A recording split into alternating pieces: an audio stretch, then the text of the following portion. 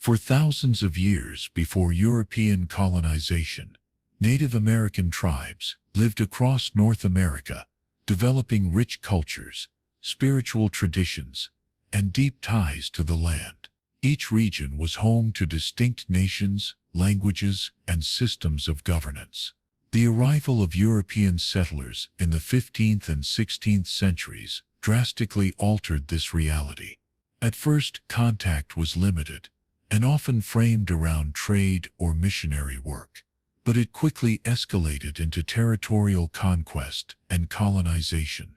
Native lands were viewed as open and unclaimed by the European mindset, despite being home to millions of indigenous people who had stewarded and honored these spaces for generations. This fundamental misunderstanding, or intentional disregard of indigenous sovereignty, set the stage for centuries of displacement and betrayal. As European colonies evolved into the United States, the hunger for land and expansion only grew stronger. With the formation of the U.S. government came a systemic effort to acquire land from native peoples through a combination of military force, negotiation, and legal manipulation. Hundreds of treaties were signed between native nations and the U.S. government, most of which were later broken, ignored, or rewritten. These treaties often promised peace, protection, land rights, or financial compensation in exchange for territory. But the promises were almost never honored. Instead, indigenous people found themselves being pushed further and further away from their homelands, with each generation witnessing the erosion of tribal territory and autonomy. One of the most infamous examples of mass displacement occurred in the 1830s with the passage of the Indian Removal Act under President Andrew Jackson. This law authorized the forced relocation of native tribes from the southeastern United States to lands west of the Mississippi River. Though some leaders tried to resist through the courts, most notably the Cherokee Nation, which won a Supreme Court case affirming their sovereignty, the federal government ignored the ruling. What followed was the forced march of tens of thousands of native men, women, and children, most notably the Cherokee, Choctaw, Creek, Chickasaw, and Seminole nations. The journey became known as the Trail of Tears, during which thousands died from starvation, disease, exposure, and exhaustion. This was not an isolated event, but part of a broader pattern of violent removal designed to make way for white settlers, plantations, and later railroads. Throughout the 19th century, as the United States expanded westward under the ideology of manifest destiny, native nations were consistently pushed aside. As settlers poured into newly acquired territories, native lands were invaded and conflicts erupted. The government responded by either forcing indigenous people onto reservations or engaging in brutal military campaigns. Often native resistance was framed as aggression, despite the fact that indigenous people were defending their homes and way of life. Even when peace treaties were signed following these conflicts, the agreements were almost always broken when they became inconvenient for U.S. interests.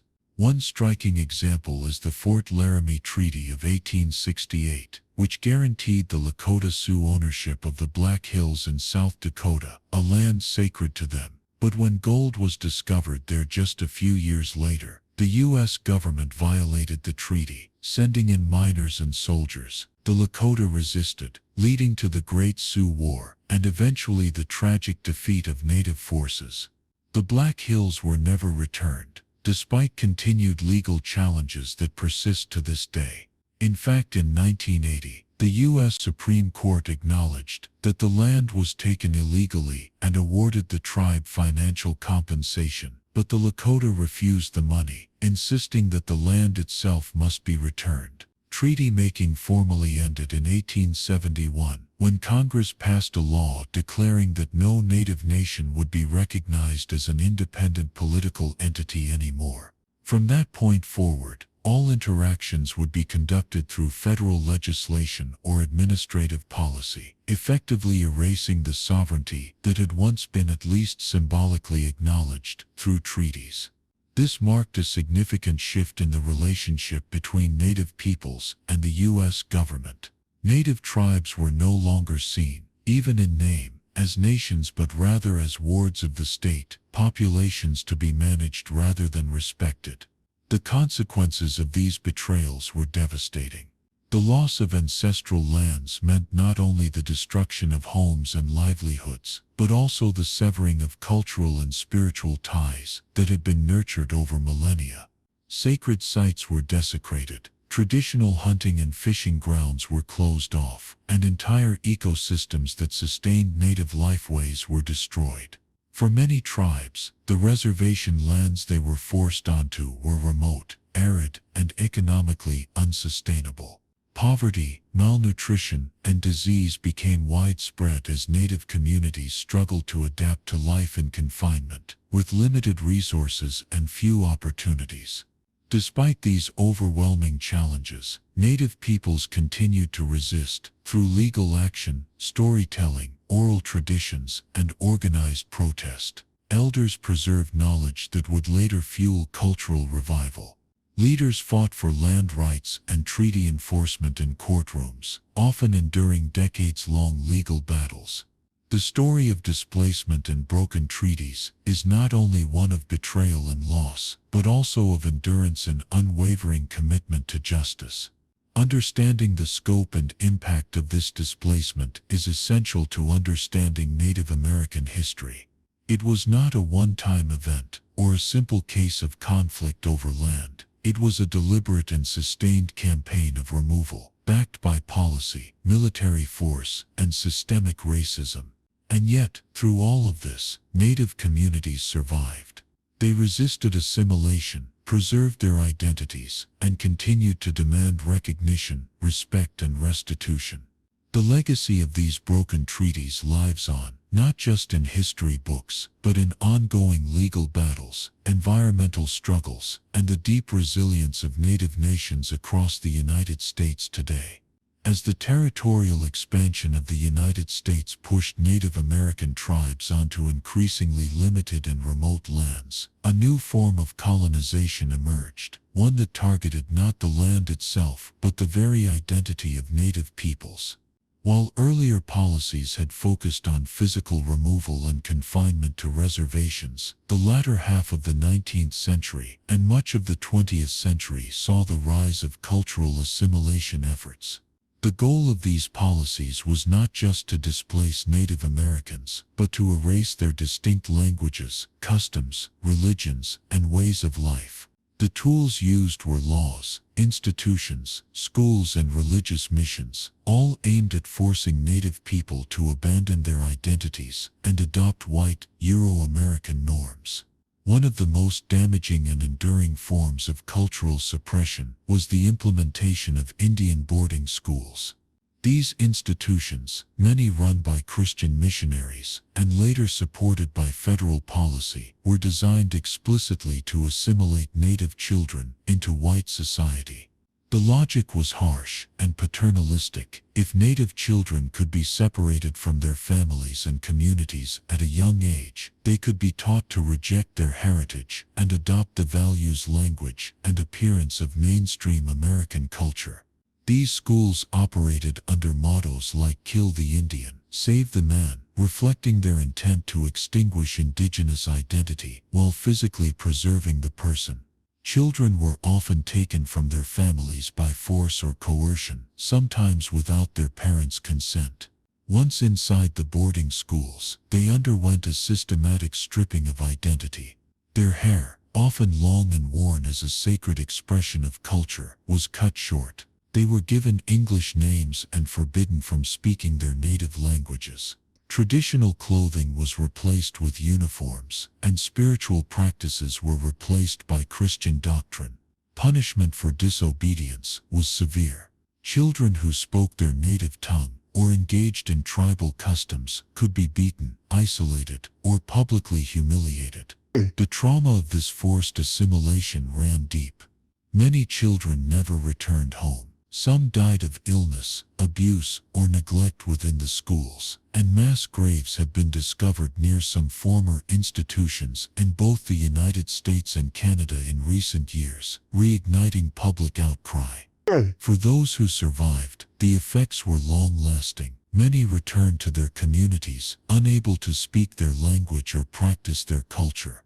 They were often alienated, caught between two worlds, unaccepted by white society, and disconnected from their own heritage.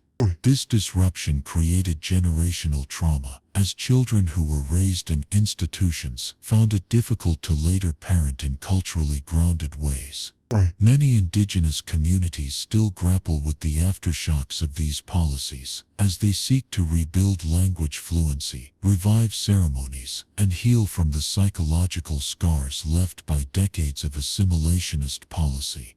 But the boarding school system was only one piece of a much larger effort to destroy native cultures. Across the United States, laws and regulations criminalize traditional religious practices. Sacred ceremonies like the sun dance, the ghost dance, and the use of sacred plants such as peyote were banned.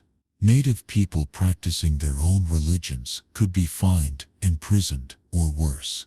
Federal agents and missionaries sought to replace indigenous spiritual traditions with Christianity, framing native beliefs as heathen or savage.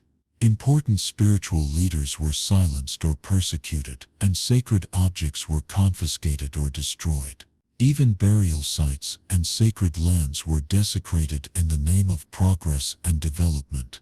In addition, native governance structures were systematically undermined. Tribal councils and traditional leadership systems were replaced by U.S. appointed figures who were often not chosen by the community or representative of its will. The introduction of the Dawes Act in 1887 further attacked native lifeways by breaking up communal land holdings into individual allotments. This forced a European-style private property system on tribal communities that had traditionally shared land according to spiritual and practical customs. The goal was to dismantle the tribal structure and encourage native people to assimilate as American farmers. Excess land, not allotted to individuals, was sold to white settlers, leading to a massive reduction in native land holdings. Millions of acres were lost in just a few decades. This attack on communal values struck at the heart of indigenous identity and economic sustainability. Even in popular media and public education, Native Americans were misrepresented or entirely erased. School textbooks often portrayed Native people as obstacles to progress or as relics of the past, noble savages doomed to extinction. Hollywood films and novels depicted indigenous characters as either fierce enemies or passive victims, almost never as complex, modern people. These stereotypes help justify the ongoing marginalization of Native communities and further disconnected Americans from the truth of indigenous resilience and survival. Despite these efforts, Native cultures were never fully destroyed. Families preserved stories and songs in whispers. Elders secretly passed on traditions. Ceremonies were conducted in hidden places, and languages were spoken in quiet defiance. Resistance took many forms: spiritual, educational, political, and artistic. In the face of forced assimilation, Native people found ways to hold on to their identity, even if it meant doing so in secret. By the mid-20th century, growing awareness of civil rights and indigenous activism began to challenge these assimilationist policies. In 1978, the passage of the American Indian Religious Freedom Act marked a significant step, finally granting Native Americans the legal right to practice their traditional religions without fear of persecution. Around the same time, tribal nations began taking greater control of their own educational systems, creating schools that integrated traditional knowledge with academic learning. Language revitalization programs emerged, teaching young people to speak the words of their ancestors once more. The struggle to preserve and revitalize Native culture continues today. Many indigenous communities are reclaiming ceremonies, restoring sacred lands, and celebrating their heritage through art, literature, dance, and music. Yet the legacy of cultural suppression remains a painful chapter in American history, a chapter written not just with laws and policies, but with the tears and silence of generations of indigenous children. Understanding this history is not just an act of remembrance, but a call to ensure that no culture is ever again subject to erasure simply for being different. Despite centuries of displacement, broken treaties, forced assimilation, and cultural suppression, Native American communities have never stopped resisting and surviving. Their history is not just a story of victimization, but also one of remarkable endurance, strength, and revival. At every stage of their struggle, Native peoples have fought to defend their rights, protect their lands, preserve their traditions, and pass their identities on to the next generation. Resistance has taken many forms: armed, legal, spiritual, and cultural. And resilience has ensured that despite enormous odds, indigenous nations continue to endure, grow, and assert their sovereignty. From the earliest years of colonization, Native resistance was fierce and strategic. Leaders like Powhatan, King Philip Metacom, Tecumseh, and Osceola mounted coordinated efforts to resist European and later American encroachment. Tecumseh, in particular, worked tirelessly to unite tribes across the eastern and midwestern regions into a confederacy that could push back against the growing settler presence. His vision was not just military but political and spiritual, an alliance of sovereign nations standing together to preserve their way of life.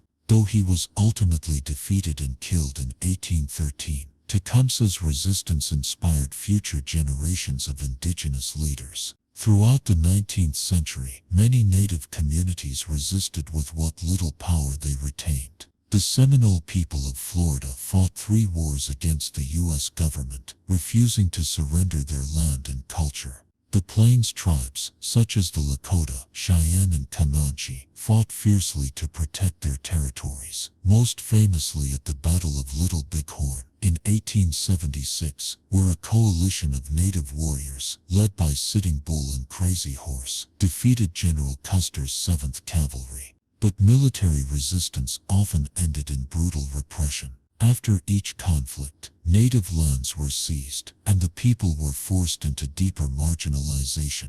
Yet even when armed resistance was no longer viable, Native peoples turned to new forms of resistance. They began using the tools of the very government that had oppressed them: courts, petitions, and legislation, to assert their rights. Legal battles over land, water, and treaty enforcement became a cornerstone of indigenous resistance in the 20th century. One of the most famous was the case of United States vs. Sioux Nation of Indians, 1980, where the Supreme Court ruled that the U.S. had illegally taken the Black Hills from the Lakota. Although financial compensation was offered, the Lakota refused the money, insisting on the return of the land itself. Their stance symbolized a deeper truth for many Native nations. Justice is not a transaction. It is the restoration of sovereignty, dignity, and sacred connection to the earth. The 20th century also saw the rise of indigenous activism that reshaped the political landscape of the United States. In 1969, Native activists occupied Alcatraz Island, arguing that under a broken treaty, unused federal land should revert to Native ownership. The occupation lasted for over 19 months and drew national attention to indigenous issues. This bold move sparked the American Indian Movement, AIM, a grassroots group committed to advocating for Native rights. In 1973, AIM, activists and members of the Oglala Lakota Nation, occupied the town of Wounded Knee in South Dakota, the same site where a horrific massacre of Native men, women, and children had taken place in 1890. For 71 days, they held off federal agents in a protest that brought the long history of Native injustice into the national spotlight. Beyond protests and legal battles, cultural resistance remained a crucial form of survival. Even when their religions were outlawed and their languages suppressed, indigenous people continued to preserve their identities. Elders passed on stories, ceremonies, and songs in secret. Sacred dances were performed behind closed doors or in remote areas, away from the eyes of officials. Languages were whispered in kitchens and sung in lullabies. This quiet, determined resistance laid the groundwork for the cultural revitalization movements of the late 20th and early 21st centuries. Today, resilience is visible in every aspect of native life. Language revitalization programs have sprung up across the country, from Ojibwe immersion schools in Minnesota to Navajo language classes in Arizona. Tribes are reclaiming their sacred practices, restoring traditional food systems, and teaching the next generation about their history and spirituality. Native artists, writers, filmmakers, and musicians are using their voices to reshape how indigenous stories are told. In literature, authors like Louise Erdrich, Joy Harjo, and Tommy Orange have brought native perspectives into mainstream recognition, challenging stereotypes and portraying indigenous lives with complexity and authenticity. In the political arena, Native Americans are asserting their rights through elected office and tribal governance. Figures like Deb Haaland, the first Native American U.S. Cabinet Secretary, have broken historic barriers and brought indigenous perspectives to the center of national decision-making. Across the country, tribal nations are working to exercise greater control over education, law enforcement, natural resource management, and economic development. Sovereignty, long denied, is now being reclaimed not only in courtrooms, but in everyday governance. Environmental activism has become another powerful avenue for indigenous resistance and leadership.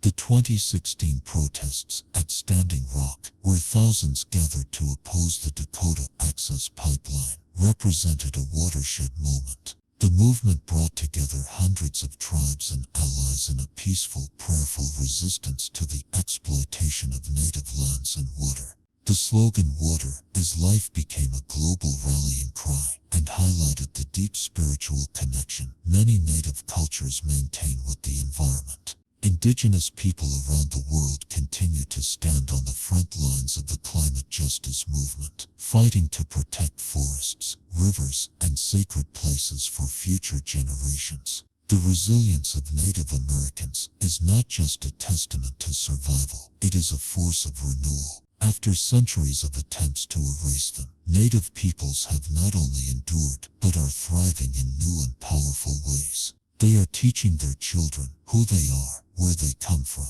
and why their culture matters. They are rebuilding what was nearly destroyed, and they are showing the world that indigenous identity is not a relic of the past. It is a vital, living force that continues to shape the future. Understanding the resistance and resilience of Native Americans means seeing them not as victims of history, but as survivors who have continually defied the odds. It is a story of strength, of spirit, and of unbroken continuity. Despite all that was taken, Native nations endure, and they are rising.